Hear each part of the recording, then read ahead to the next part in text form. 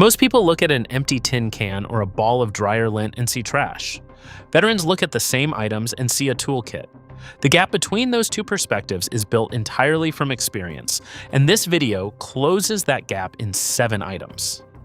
The 7 items. Number 1.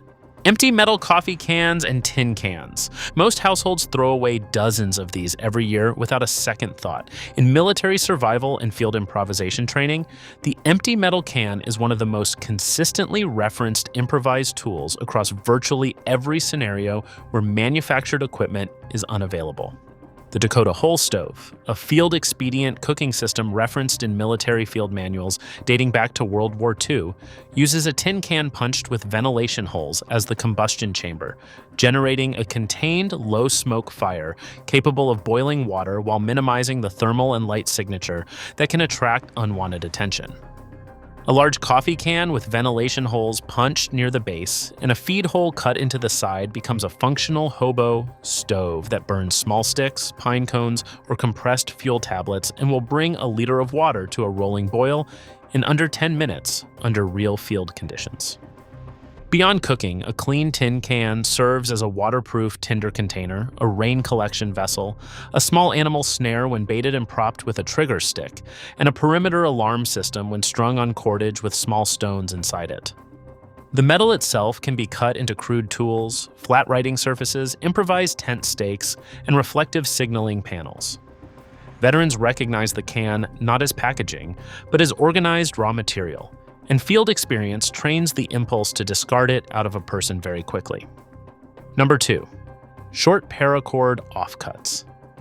Every year, people trim paracord to length for a project and throw the short offcuts in the bin. Veterans do not do that. Military specification 550 paracord is constructed with 7 inner strands inside a braided outer sheath, and that internal construction is the detail that changes everything about how a short piece of scrap should be evaluated. A 6-inch piece of scrap paracord contains 7 individual strands, each of which can be separated by hand in under 30 seconds without any tools. Each of those inner strands is thin enough to serve as fishing line, strong enough to work as a snare wire, fine enough to use as a thread for emergency field stitching in a genuine medical situation, and tough enough to function as a bowstring for a primitive fire bow. The outer sheath of a short piece, once the inner strands are removed, becomes a flat ribbon of nylon that works as a cable tie, a lashing point, or a wide binding material for splinting an injured limb. Military survival schools train personnel to think of paracord not as a single-purpose rope, but as a fibrous raw material that happens to be organized into a convenient carrying format. A handful of short offcuts stuffed into a pocket takes up no space, weighs nothing, and represents a genuinely useful collection of cordage material that a prepared person should never put in a trash bin under any circumstances. Number 3. Old pantyhose and nylon stockings. This one gets the most skeptical reaction from people who have never had survival or field training, and it is also the one with the most documented and varied real-world applications in military manuals. Nylon stockings and pantyhose are explicitly referenced in U.S. military survival manuals and SERE school training materials as improvised field tools with genuine practical value. The mesh structure of nylon stocking material is fine enough to function as a primary pre-filter for water, removing sediment, debris, insects, and visible particulate matter from a water source before a secondary purification method is applied. Pre-filtering dramatically extends the functional life of chemical purification tablets and improves the effectiveness of any filter system by preventing large particles from clogging filtration media before it has a chance to work. Beyond water, nylon stocking material stretched over a frame of bent branches or wire creates an effective insect head net that keeps biting insects away from the face and neck in environments where they represent a genuine threat to sleep and sustained operational effectiveness.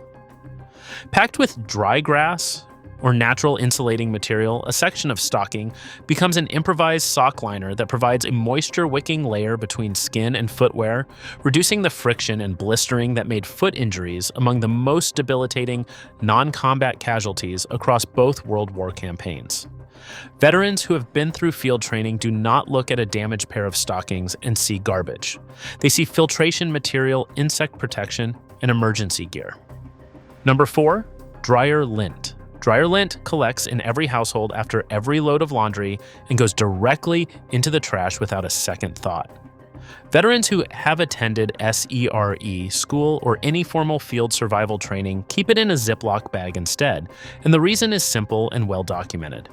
Dryer lint is among the most effective natural fire tinder available in a domestic environment because it is composed of extremely fine dry fibers that ignite from a spark or small flame at very low temperatures and then burn with enough sustained heat to catch larger tinder material and progress a fire toward a usable fuel source. The U.S. Army Survival Manual, Field Manual 21-76, addresses improvised tinder sources and establishes the core principle that dry, fine-fibered material is exactly what any fire-starting attempt needs in its earliest critical stage. A small ball of dryer lint treated with petroleum jelly before storage creates a fire-starting material that burns for approximately 4 minutes from a single match strike, which is enough sustained flame to catch even slightly damp kindling in difficult rain and wind conditions where standard matches or lighters would fail immediately. Lint stored in a 35mm film canister or any small waterproof container weighs virtually nothing, takes up no meaningful space, and costs absolutely nothing to acquire in a household that does laundry. Veterans who have started fires in genuine wind, rain, and cold understand from direct experience that the difference between a fire that catches and one that does not is almost always the quality and quantity of tinder used in the first 30 seconds of the attempt, and dryer lint is among the best free tinder sources that exists in any modern home. Number 5. Empty plastic bottles. Empty plastic bottles of any size, from single-serve water bottles up to 2-liter containers and 1-gallon jugs, are among the most discarded items in any household and among the most valued items in field survival training. The solar water disinfection method, known as SODIS and endorsed by the World Health Organization and UNICEF as a household water treatment solution, works by filling a clear plastic bottle with water from a questionable source and leaving it in direct sunlight for a minimum of 6 hours. UV radiation from the sun penetrates the clear plastic and kills the biological pathogens responsible for waterborne illness, producing water that is safe to drink without chemicals, fire, or any manufactured filtration equipment. Beyond SODIS, an empty plastic bottle is a dry goods storage container that is lightweight, airtight, waterproof, and costs nothing to acquire. Veterans who have operated in resource-constrained environments understand that a container that keeps things dry is a genuinely valuable piece of equipment, and throwing away a functional waterproof container because the beverage it originally held is gone is a habit that field experience eliminates quickly. A 2-liter bottle filled with water also serves as a field expedient solar shower, a drip irrigation system for emergency food production, a float for an improvised water crossing, and a weighted anchor for a tarp shelter in high wind conditions where stakes are unavailable or the ground is frozen solid. Number 6. Old newspapers. Old newspapers seem like the most straightforward item to recycle and forget, but veterans who have trained in cold weather survival or studied winter warfare history recognize them as one of the most effective improvised insulation materials available in a domestic or urban survival context. The British and Soviet armies both documented the use of newspaper as improvised insulation layered inside clothing during the winter campaigns of World War II, and the physics behind it are sound. Trapped air is what insulates, and crumpled newspaper creates thousands of small air pockets that slow the transfer of body heat to the surrounding environment. In the same way that commercially manufactured insulation materials do, at a fraction of the thermal efficiency, but at zero cost, and in circumstances where commercial insulation is completely unavailable. A layer of crumpled newspaper inside a jacket or wrapped around the torso under an outer layer provides meaningful cold protection in a shelter or during short-duration cold exposure that could otherwise develop into a genuine hypothermia situation. Newspaper also functions as fire-starting material, emergency sanitation material, a writing surface for field notes and improvised maps, a window insulation barrier when taped in multiple layers, and a packing material that protects fragile items during transport after a disaster.